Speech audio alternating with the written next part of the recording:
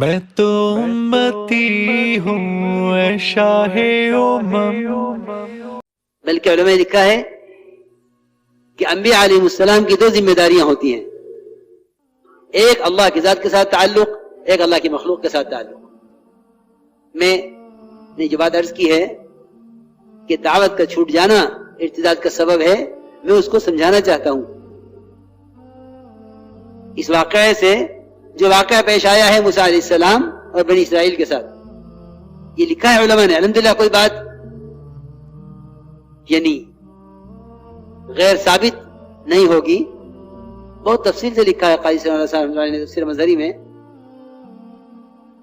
اور یہ لکھا ہے کہ انبیاء علیہ السلام کی دو ذمہ داریاں ہوتی تھی. ایک ذمہ داری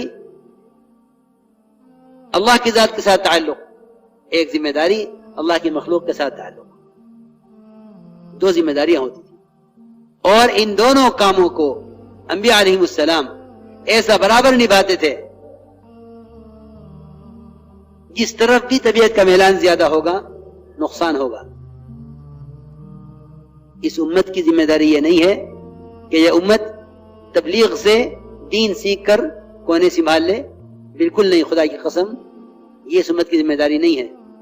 اس امت کی ذمہ داری یہ ہے کہ یہ اس کام میں لگ کر سمجھے کہ اس پر دو ذمہ داریاں کیا پڑتی ہیں.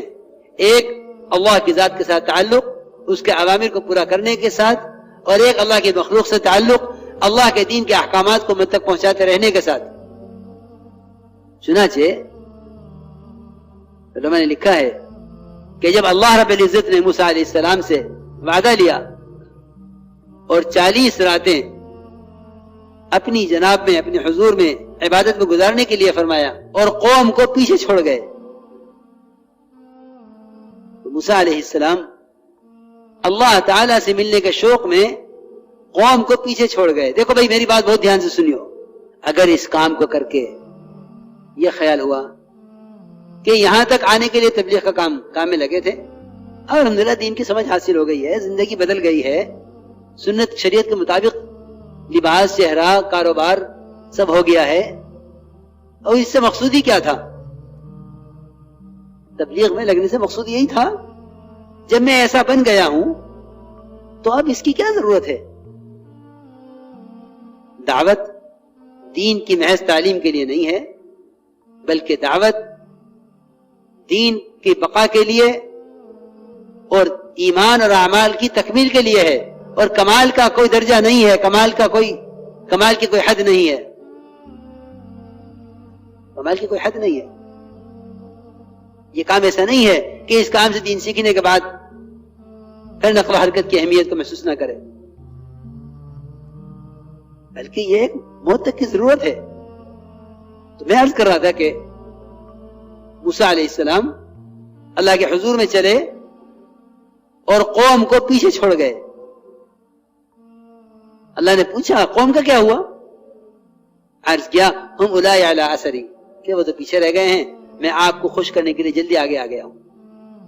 اللہ نے فرمایا فَإِنَّا قَدْ فَتَنَّا قَوْمَكَ مِن بَعْدِكَ وَأَضَلَّهُمُ السَّامِرِي. یہاں علماء نے لکھا ہے کہ یہاں فا جو ہے یہ فائے سببیہ ہے، جو گمراہی کا سبب بیان کر رہی ہے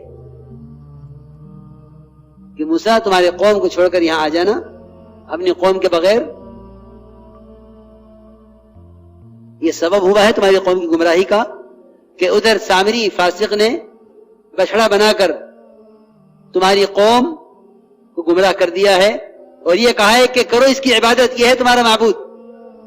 موسیٰ علیہ السلام پلٹے قوم کی طرف، کتابیں جو اللہ کے سے ملی تھی، صحف وہ ان کے ہاتھ میں تھی. یہ حال دیکھا قوم کا تو کتابیں ایک طرف ڈالی، وہ غصے میں لوٹے واپس. یہ کیا کیا؟ دیکھو میرے دوستو، بہت غور سے سننے کی بات ہے. ذمہ داری دو پر رکھی تھی، موسیٰ علیہ السلام اور ہارون علیہ السلام.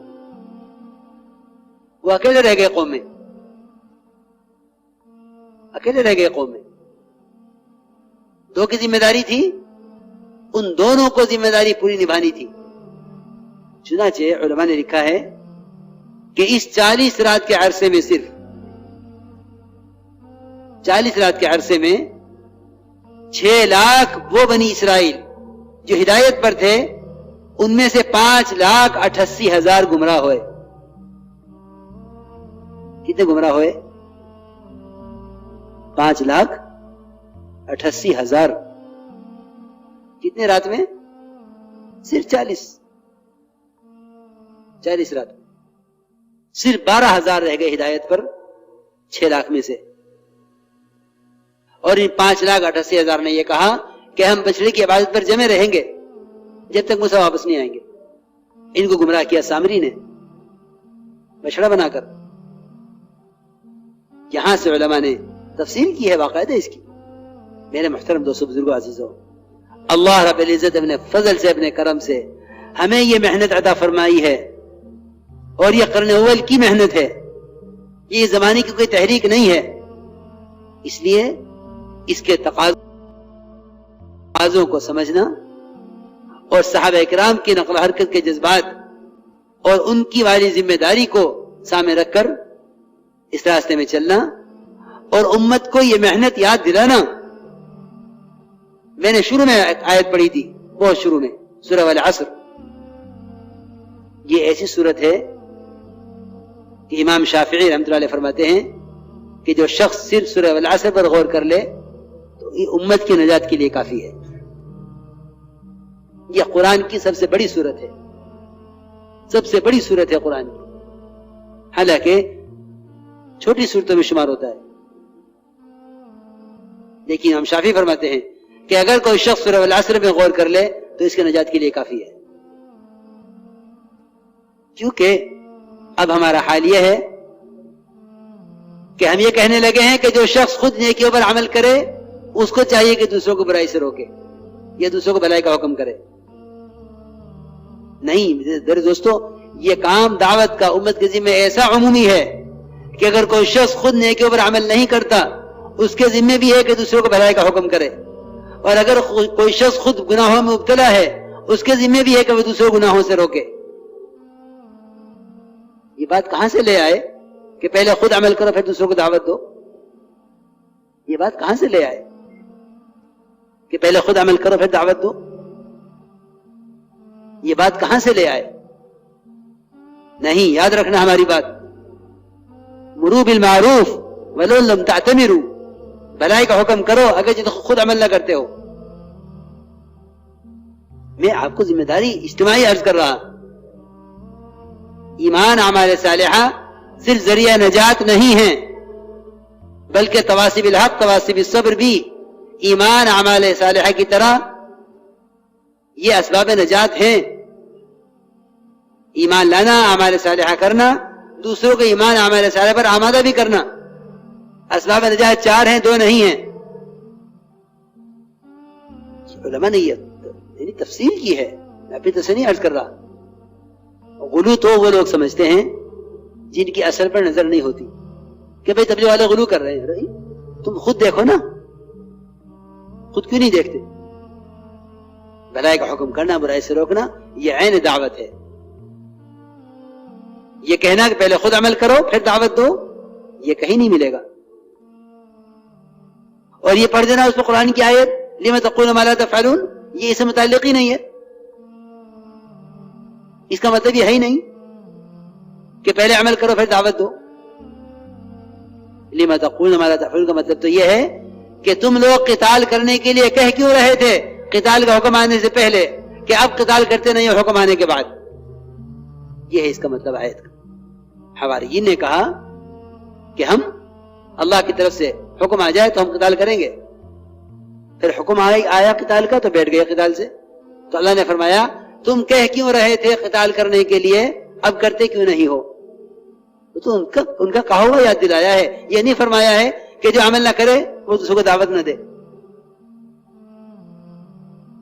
دعوت تو خود عمل پر آنے کے لیے ہے. حضرت تھانوی رحمۃ اللہ علیہ کے مواعظ پڑھ رہا تھا، اس میں تھانوی خود فرماتے تھے کہ میں جس معروف کا منظر پیدا کرنا چاہتا تھا اس پر دوسروں کا آمادہ کرتا تھا، اور جس منکر کو اپنے اندر سے نکالنا چاہتا تھا اس سے دوسروں کو روکتا تھا. تو دعوت اپنی ذات کے لیے اصل ہے. بھلائی کا حکم کرو اپنے اندر معروفات کی رغبت پیدا کرنے کے لیے، منکرات سے روکا جاتا ہے اپنے اندر منکرات کی نفرت پیدا کرنے کے لیے. اس لیے میرے بزرگ دوستو عزیزو، ارادے کرو، نیتیں کرو، انشاءاللہ ہم اس کام کو کام بنا کر کریں گے، سمجھ کر کریں گے۔ اس کے لیے ارادے فرماؤ، بیرون کے لیے بھی ارادے فرماؤ، اندرون کے لیے بھی ارادے فرماؤ۔ ساری امت کی ذمہ داری ایک امتی پر ہے، اور ایک امتی پر ساری امت کی ذمہ داری، ساری امت پر ایک امتی کی ذمہ داری ہے۔ اس ذمہ داری کا احساس ہر فرد امت میں پیدا کرنا یہ کام کا بڑا حصہ ہے۔